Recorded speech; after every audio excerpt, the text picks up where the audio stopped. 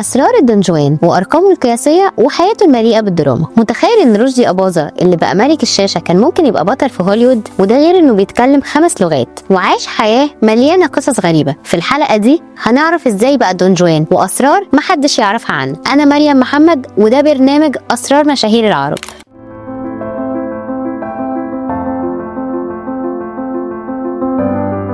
رشدي أباظة الراجل اللي خلى الرجولة تبقى كاريزما من أول ظهور ليه على الشاشة. الجمهور وقع في حبه، بس من ورا الكاميرا رشدي أباظة كان عنده حكايات وأسرار ممكن تخليك تشوفه بنظرة تانية خالص. في الحلقة دي هنتكلم عن أفلامه الأسطورية وعلاقاته المثيرة وأغرب حاجة عملها عشان يبقى نجم، وكمان ثروته اللي كانت حديث للناس. رشدي أباظة اتولد سنة 1926 في عيلة أرستقراطية، وكان والده ضابط شرطة ووالدته إيطالية، وده خلاه يتعلم الفرنسية والإيطالية من صغره. بدأ حياته في السينما سنة 1948 بفيلم المليونيرة الصغيرة، لكن انطلاقته الحقيقية كانت مع فيلم امرأة على الطريق سنة 1958 اللي خلاه نجم الشباك الأول. رشدي اتعرض عليه أدوار في هوليوود، وكان مرشح يشارك مع إليزابيث تايلر في فيلم كليوباترا، ولكنه اعتذر بسبب ارتباطاته في مصر، وده كان قرار ندم عليه طول حياته. رشدي أباظة عنده أرقام تخلي أي نجم تاني يحس إنه بيتفرج، زي مثلا إنه شارك في أكتر من 100 فيلم، وده خلاه يبقى واحد من أكتر النجوم ظهورا على الشاشة. من أنجح أفلامه الرجل التاني، في بيتنا رجل، الزوجة ال13، والصراع في النيل، ودي أفلام لحد النهاردة بتتذاع وبتحقق نسب مشاهدة عالية جدا. أفلامه حققت إيرادات خيالية في وقتها، وده خلى المنتجين يتهافتوا عليه ويدفعوا أرقام قياسية عشان يشارك معاهم. رشدي أباظة كان بيعشق الرياضة وخصوصا الملاكمة والسباحة، وده خلى جسمه يبقى رياضي وملفت في افلام الاكشن. كان بيحب السفر وزار اكتر من 20 دوله حول العالم، وكان عنده شاليه في ايطاليا بيهرب ليه من ضغط الشغل.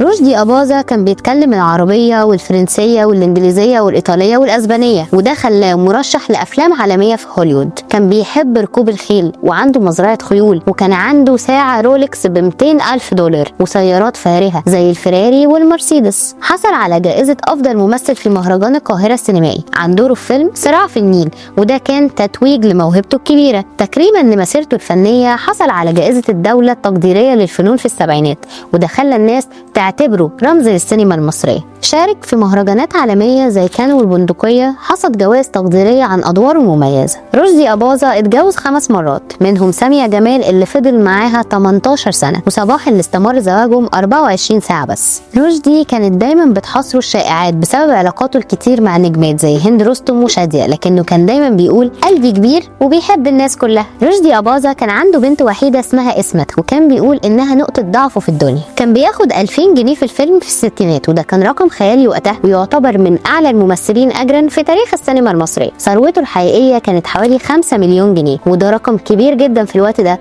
وسببها العقارات والافلام اللي شارك فيها. اللحظات اللي ما تتنسيش مشهد القتل في الرجل التاني، مشهد المواجهة بينه وبين صباح لسه بيتشاف وبيتحل لحد النهارده، وده بسبب ادائه الاسطوري. مشهد النهاية في فيلم في بيتنا رجل، المشهد ده بيثبت انه كان ممثل كامل مش بس دونجوان، وادائه خلى الناس تبكي وتتعاطف معاه كمان. مشهد الضرب في الزوجة ال13، المشهد الكوميدي اللي كان واحد من اكتر المشاهد اللي الجمهور حبها، واثبت انه كوميديان من الطراز الاول. ودي كانت حكاية رشدي أباظة، الراجل اللي خلى الرجولة تبقى كاريزما، واللي اثبت ان النجم الحقيقي هو اللي يقدر يعيش في قلوب الناس حتى بعد رحيله. ايه اكتر فيلم او مشهد حبيته ليه؟ شاركنا في التعليقات، وما تنساش تعمل لايك وسبسكرايب عشان يوصلك كل جديد عن نجوم السينما. اشوفكم الحلقة الجاية.